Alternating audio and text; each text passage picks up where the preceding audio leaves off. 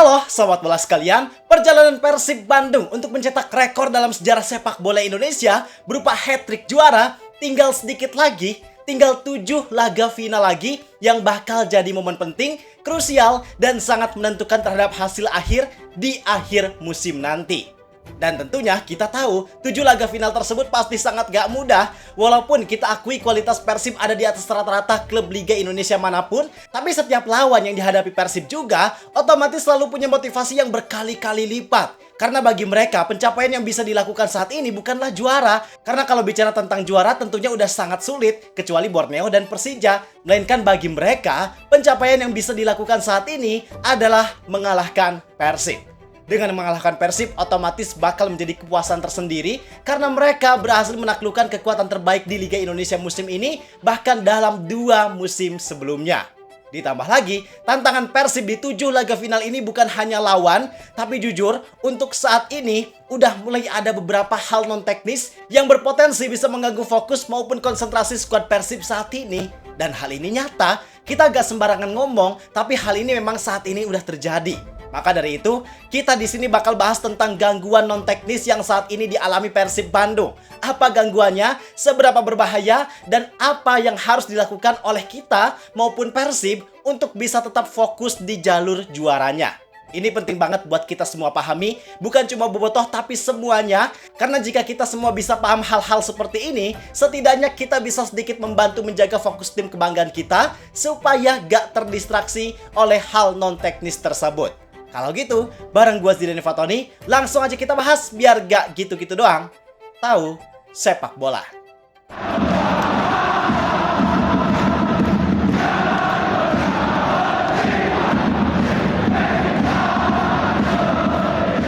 Oke, yang pertama kita mau disclaimer dulu bahwa di sini gua gak menyalahkan ataupun menuduh pihak manapun sebagai pelaku yang memberikan gangguan non-teknis kepada Persib dengan tujuan untuk mengganggu fokus Persib. No, gua di sini sekedar sharing tentang apa yang terjadi saat ini, memahami situasinya gimana, dan memantik kewaspadaan kita terhadap hal-hal yang mungkin kedepannya bisa terjadi. Nah, konteks masalahnya sekarang, kan Persib lagi mau menjalani laga pekan ke-28 dengan tandang ke Banten International Stadium atau BIS buat lawan Dewa United.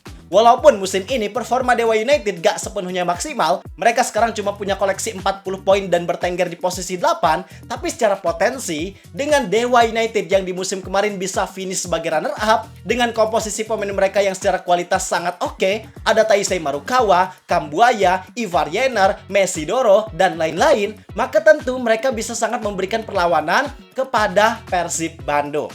Nah, di tengah persiapan laga yang nantinya diprediksi bakal berjalan ketat ini, ternyata pihak Panpel Dewa United memutuskan buat menyelenggarakan pertandingan tanpa kehadiran penonton.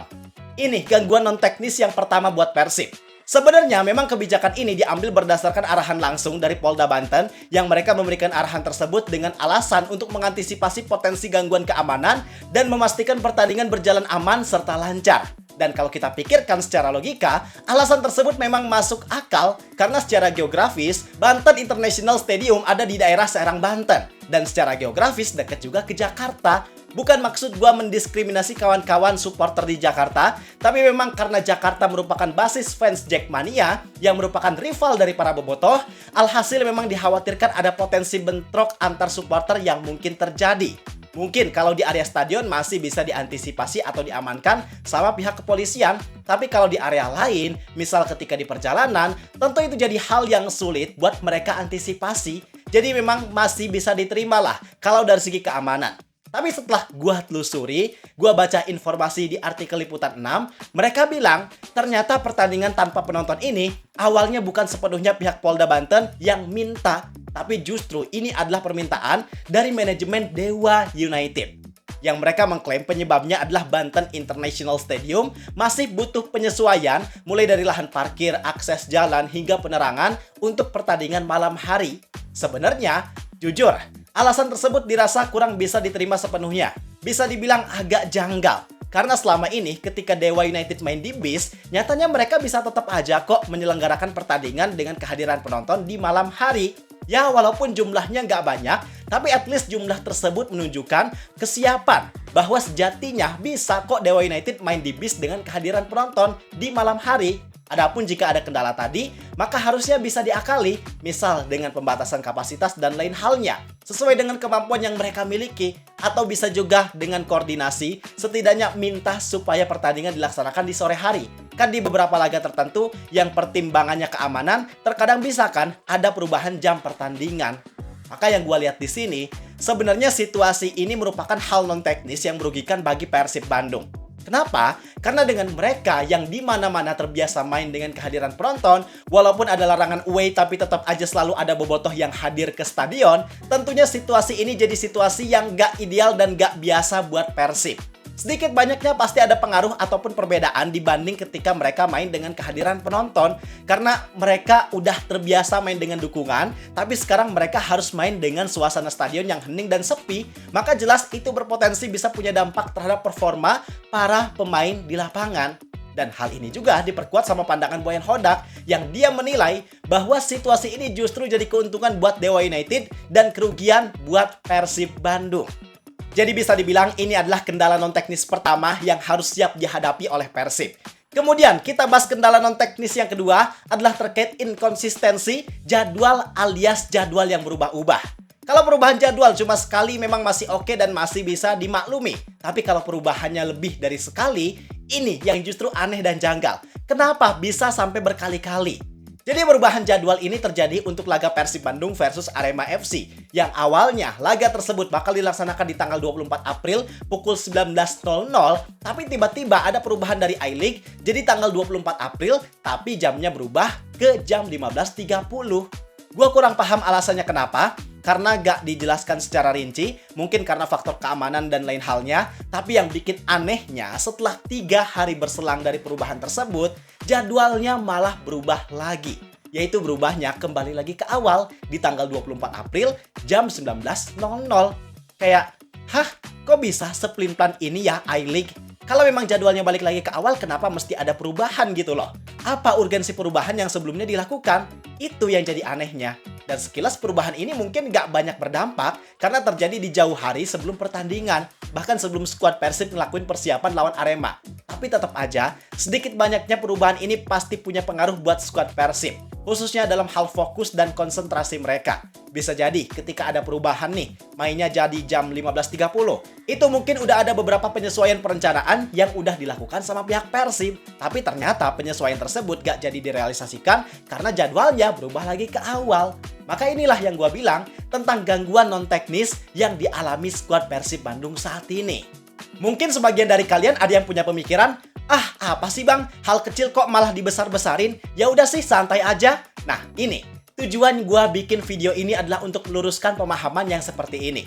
Walaupun masalah ini kelihatannya jadi hal yang sepele, tapi tetap aja punya dampak. Dan karena hal ini punya dampak, maka gak bisa serta-merta kita sepelekan gitu aja. Karena dalam teori performa, ada istilah yang namanya external disruption. Artinya faktor eksternal yang mengganggu stabilitas performa. Dan dua hal ini nyatanya termasuk dalam external disruption tersebut. Apalagi dengan situasi sekarang yang lagi ada di momen krusial, 7 laga final, semua perubahan, semua gangguan, sekecil apapun, pasti bakal sangat berdampak pada stabilitas skuad Persib. Karena di momen kayak gini, idealnya sebuah klub memang harus pasang fokus yang tinggi. Gak ada tuh waktu buat santai-santai atau ngurus hal lain. Karena sedikit aja fokusnya terganggu. Pasti bakal sangat berpengaruh terhadap hasil yang nantinya didapatkan. Selain itu, yang lebih ngerinya lagi, mungkin sekarang memang gangguan non-teknisnya kecil, tapi kalau gangguan ini berhasil, kemudian gak ada pihak yang sadar, maka gak menutup kemungkinan untuk kedepannya terjadi gangguan non-teknis lainnya yang lebih besar. Sekali lagi, disclaimer, gua gak menuduh pihak manapun melakukan gangguan non-teknis ini kepada Persib, tapi kalau kita lengah, bisa jadi celah tersebut bakal dimanfaatkan oleh oknum tertentu buat menjegal langkah Persib. Bisa jadi hal ini dilakukan oleh oknum yang kurang suka atau oleh pihak yang punya tujuan pribadi tertentu. Kita kan nggak tahu. Maka alangkah lebih baiknya, sebelum hal-hal besar itu terjadi, kita lakukan pencegahan sedini mungkin. Sebagai fans, tentunya kita harus peka untuk mengawal gangguan-gangguan non-teknis yang terjadi. Kita harus selalu kasih tekanan dan jangan sampai kasih celah sedikit pun untuk gangguan non-teknis tersebut terjadi secara berulang atau bahkan dalam skala yang lebih besar. Sedangkan untuk Persib, atau ini juga bisa untuk Borneo, Persija, dan klub-klub lainnya, maka mereka harus fokus sama apa yang bisa mereka kontrol. Misal dalam hal ini, Persib gak bisa mengontrol jadwal, gak bisa mengontrol kehadiran penonton away, tapi mereka bisa mengontrol performa, mental, maupun eksekusi di lapangan. Itu yang lebih penting untuk dilakukan oleh para pemain maupun pelatih. Sehingga walaupun ada banyak gangguan eksternal terjadi, tapi karena mereka tetap fokus sama apa yang bisa mereka kontrol, setidaknya atau harusnya hasil di lapangan bisa sesuai dengan harapan. Jadi itu penjelasan tentang gangguan non-teknis yang saat ini terjadi di skuad Persib Bandung. Tentu di situasi seperti ini, mental skuad Persib sangat diuji. Harapan gua sih semoga mereka bisa melihat hal ini bukan sebagai hambatan, melainkan sebagai tantangan yang memang harus dilewati oleh tim yang ingin jadi juara. Kalimat terakhir sebagai penutup video ini, terkadang tim yang jadi juara bukan hanya mereka yang bisa menang, tapi mereka yang bisa tetap kuat dalam menghadapi tantangan. Gua Zidan Fatoni, like dan subscribe-nya jangan lupa. Terima kasih, sampai jumpa di video berikutnya. See ya!